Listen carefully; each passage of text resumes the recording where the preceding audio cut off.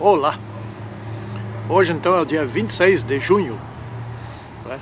Nós estamos aqui para estudar a lição número 5, Fé e Antigo Testamento, de 22 a 29 de julho. Eu agora descobri uma coisa aqui, que fiquei um pouco chateado. Aconteceu, por exemplo, tempos atrás, aqui na minha universidade, de um professor resolver fazer a seguinte coisa. Ele deu uma disciplina e depois foi convocado para dar uma outra disciplina. E ele deu o mesmo assunto, o mesmo conteúdo, uma disciplina diferente. E acho que não se deu conta que alguns alunos desta outra disciplina tinham sido alunos dele da anterior. Foram lá reclamar, certo? Ele foi demitido. O que eu estou vendo aqui? Exatamente a mesma lição do quarto trimestre de 2011. Estava achando que você já tinha estudado esse assunto, né? Fazem 6 anos. O mesmo assunto. Tem tanto livro da Bíblia para estudar que nós não estudamos ainda, que poderíamos nos aprofundar. E se for o caso de reestudar essa questão dos Gálatas, a lição está lá. Bom, vamos adiante. Santíssimo e poderoso Deus, abençoe-nos nesse estudo, digamos assim, nessa recapitulação daquilo que já deveríamos saber, que possamos aplicar melhor em nossas vidas, em nome de São Jesus Cristo. Amém. Muito bem, então aqui nós temos o verso de Gálatas 3, versículo 13.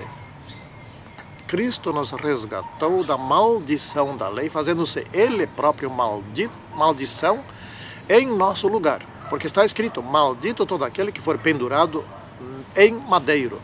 Gálatas 3, 13. Então aqui muitos pegam esse texto para dizer, viu? A lei é uma coisa maldita. A lei é um problema. Por isso que ela foi abolida. Gente, qual é o problema que há na lei quando diz não terás outros deuses diante de mim? Ou quando diz honra teu pai e tua mãe? Ou quando diz não furtarás? Ou quando diz não matarás? Ou quando diz não dirás falso testemunho? Ou quando diz não cobiçarás a mulher do teu próximo, nem nada do teu próximo, etc. e tal, lá. Ou quando diz que devemos guardar o sábado como um dia santo, etc. O que tem de maldição nisso? O que está falando aqui é o seguinte, é simples de entender, é só ler com um pouquinho de calma. Essa forma um pouco difícil de Paulo escrever, mas não resta nenhuma dúvida do que ele escreveu. E não precisa inventar aqui uma nova teoria, nem um novo evangelho, não precisa inventar nada de novo. Aquilo que ele escreveu sintoniza perfeitamente com o restante da Bíblia, com o que os outros autores escreveram, etc. Está de acordo com a vontade de Deus. Não tem aqui nada de estranho, fogo estranho, não tem. Cristo nos resgatou da maldição da lei. Então a lei não presta. Não, nada disso. Qual é a maldição da lei? É o castigo. Toda lei, para ser lei, tem que prever um castigo, se for desobedecida. Mas a lei também prevê os benefícios, se for obedecida. Aqui precisamos entender o seguinte, tem duas posições. Quando obedecemos, a lei nos protege. Pronto. Quando desobedecemos, a lei nos castiga. E não tem mais nada. É isso. Pois bem, o castigo desta lei aqui, da lei de Deus, é a morte eterna. Isto é uma maldição. Não é que a lei não presta. A lei é boa. Por isso exatamente que a lei é boa. Porque se a lei permitisse ser transgredida e não fizesse nada, não acontecesse nada, então daí sim é que a lei não prestaria. Aí estaríamos, o reino do céu, o reino de Deus estaria numa situação de impunidade. Tá bom, faça o que quiserem, matem, não vai acontecer nada, até que te matam, né? Roubem, não vai acontecer nada, até que te roubem. Está todo mundo roubando, está todo mundo mentindo. Era o caos, certo? Daí seria o caos. Lei para ser lei tem que ser igual à lei de Deus. Ou é inócua. Ó insensatos Gálatas. O que houve aqui? Eles começaram bem, né? Eles entenderam o evangelho de Paulo. Paulo lhes ensinou, entenderam, né? E, no entanto, quando vieram lá os judaizantes, eles passaram para uma outra forma de compreensão da Bíblia. Uma forma errada de compreensão da Bíblia. É qualquer coisa parecida, por exemplo, saindo desse tema, desse assunto, por exemplo, eu ser um motorista de automóvel, cuidadoso, zeloso, etc. Tal, andando sempre na velocidade certa, usando o equipamento de forma certa, dando seta, etc. Não é? Usando o cinto de segurança, não andando imprudentemente, assim por diante, e de repente vem um outro motorista, etc. Mas sim, mas o que tu está pensando? Isso tudo é bobagem. E daí eu passo a andar alcoolizado, não uso mais cinto, ando acima da velocidade, ando de forma imprudente, passo pela sinaleira vermelha, enfim, coisas desse tipo. Eu devia ser chamado de insensato. Não, insensato não, é pouco. Devia ser chamado de estúpido. Foi o que os Gálatas fizeram. Aceitaram a justificação pela fé e de repente passaram para a justificação pelas obras. De repente eles se acharam, porque outros vieram e ensinaram isso, e foram bandeando pelos outros. Quando já tinham entendido tudo isso. Isso não acontece hoje? Não acontece hoje, não. Dentro da nossa igreja. Preste bem atenção se não acontece contigo ou comigo, não é? Porque a Escritura, tudo o que nós cremos, sabe, tem que ser fundamentado na Escritura. É o caso da música em nossa igreja. Isso, aliás, não é música. Barulho. São elevadíssimos. Cantores que não cantam, gritam. Batidas fortes. E hoje, estar dentro de uma igreja nossa e estar dentro de um salão de baile não muda muita coisa. Experimenta falar isso em público para ver. Eu sei que só com esse vídeo aqui eu já vou arrumar um monte de inimigos. Tudo bem. Mas Ellen White escreveu, e o que Ellen White escreveu está de acordo com a Bíblia. Então aqueles que querem esse tipo de atitude dentro da igreja, eu já não me importo mais com eles. A única coisa que eu digo com eles é o que Jesus disse para Judas, que se danem, ou seja, vai, faz depressa e pronto. Quer me trair? Vai logo. Quer se enforcar? Então vai. É isso. Que seja assim então, porque está escrito que ia ser. Agora, como é que você vai impedir? Se querem assim, não é? Então, ô insensatos Gálatas, quem vos enfeitiçou? Essa pergunta tem que ser feita hoje. Em muitos aspectos, não só em relação à música, em relação à moda, por exemplo. Não é? Vai num casamento para ver como é que é. Se esse é um casamento cristão adventista do sétimo dia, vai lá ver. Não é? Parece qualquer coisa, menos... Será que Jesus oficiaria um casamento desses? De muitos que andam por aí? Oh, estúpidos! Insensatos aqui está mais para estúpido. Como é que foi que vocês aprenderam tudo certinho e agora vem outros aqui e vocês fazem as coisas tudo errado? Né? Agora vocês acham que tem que circuncidar. Agora vocês acham que tem que obedecer às leis, as leis cerimoniais. Mas que coisa, não é? Então Paulo se fundamentou nas Escrituras para afirmar isso. E teve forte inimizade. Teve forte inimizade, né? Bom, Abraão foi justificado como? Por suas obras. Abraão foi justificado pela fé.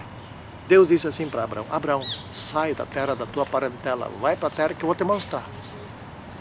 O que Abraão fez? Tá bom, vou. Abraão falhou também. Deus disse para Abraão: você vai ter um filho. E o filho nunca vinha. Sara falou com Abraão: acho que vamos fazer isso mesmo. Vamos ter filha lá com tem a Agar ali, que é bonitinha, simpática, trabalhadora, fiel, etc. Tal. Que é melhor que Agar. Vai te dar um filho bonito, um filho obediente, fiel, etc. Tal. É Agar. Agar é a solução. Esqueceram. Sim, esqueceram de orar a Deus. Senhor Deus, não veio nenhum filho até agora, como é que nós vamos fazer? Vamos pegar Agar? Deus teria respondido. Mas não. Tem momentos que a gente não ora. Geralmente momentos decisivos, momentos perigosos, momentos em que nós precisaríamos orar e muito. Daí a gente não ora. Abraão não orou naquela vez. Não perguntou nada para Deus, sem Agar. Bom, ali ele não obedeceu. Daí veio as consequências até hoje. Por segundo consta, essa polêmica lá entre os atuais judeus e palestinos, os palestinos seriam descendentes de Ismael. Até hoje, a família está desunida. Não é? E eles não têm por que estarem desunidos, porque os palestinos e os judeus são irmãos de sangue por parte de pai. Que coisa triste, não é? Bom, mas Abraão, como Davi também, se arrependia. Esse que é o grande ponto positivo de Abraão. Porque ninguém de nós, eu muito menos, ninguém de nós é obediente a tal ponto que não tenha que se arrepender de nada. Ninguém. Ninguém é assim, tão fiel. E Abraão se arrependia. E Abraão fazia a vontade de Deus. Até que chegou num ponto em que Deus disse assim, para testar mesmo, e para nós mostrar quem era Abraão. Abraão, vai lá, sacrifica o teu filho. Tá bom, eu vou. Abraão tinha certeza que Deus tomaria alguma providência, mas qual? Não sabia.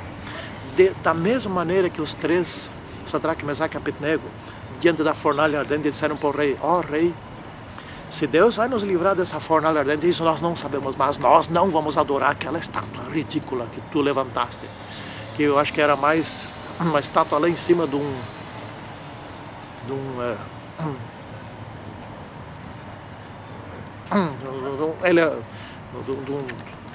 postão elevado. Né? Bom, Abraão obedeceu e foi justificado pela fé em Jesus Cristo. Né? Pela fé de Jesus Cristo. Isso aqui diz o seguinte: a fé lhe foi imputada. Imputada é uma palavra eu não devia nem usar. Não é?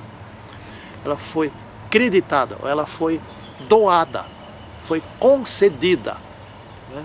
De graça. Porque Abraão, nem nós, nem ninguém merecia assim mesmo crendo. Né?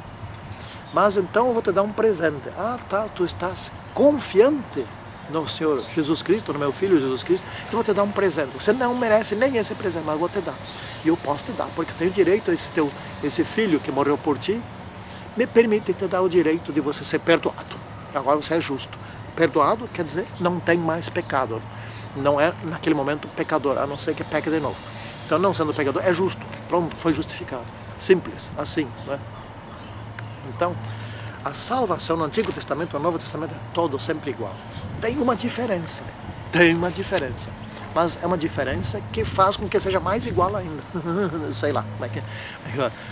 É o seguinte, os do Antigo Testamento criam que Jesus viria morrer por eles. E isso seria a base de sua justificação. A morte de Jesus Cristo possibilitaria o perdão. E nós cremos que Jesus já veio. Então, a base é a mesma. Exatamente a mesma, a morte de Jesus Cristo. Num caso, ainda iria acontecer, no outro caso, já aconteceu. Né? Então, a salvação é sempre pela fé.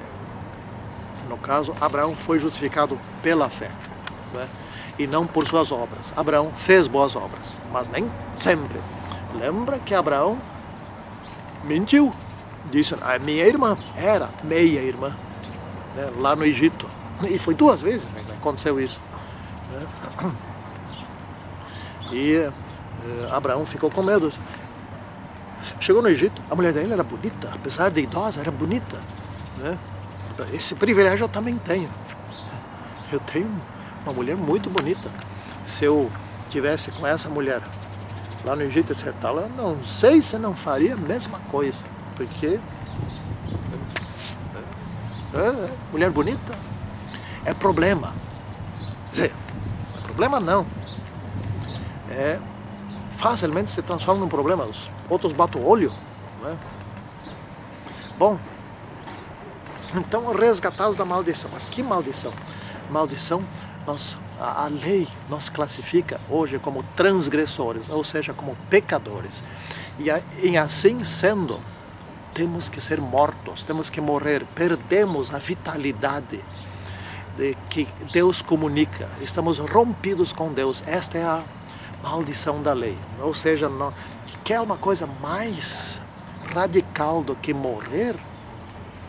Bom, se eu como pecador, Deus me dissesse o seguinte, Sigberto, o que tu prefere? Tu prefere a morte ou tu prefere ficar doente por 1000 anos e depois viver sempre? Bom, esse é um castigo menor, ficar doente 1000 anos, mas não morrer, não é tão maldito.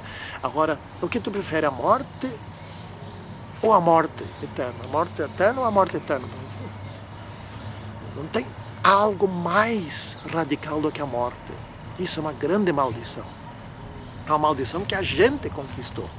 Não é que a lei impôs isso, ou de repente um dia desse, essa raça ali desse mundo, vamos fazer o seguinte, vamos torná-los malditos. Vamos fazer com que eles morram todos. Não. É que nós pecamos, nossos primeiros pais pecamos e nós herdamos. Infelizmente herdamos isso.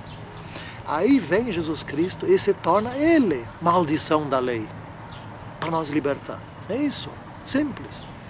Então a maldição da lei é essa coisa aí. Porque somos pecadores, somos mortais e morremos. Para sempre. Desde que isso foi modificado quando Jesus morreu por nós e disse, bom, agora essa morte aí de vocês vai ser um sono. Por um tempo vocês vão ficar mortos, não tem nada, não existe nada, vocês não pensam, não raciocinam, não projetam, não cantam, não se alegram, não se entristecem, nada, vocês estão mortos. Aliás, vocês vão se desmanchar, vão se tornar nos elementos constituintes da terra.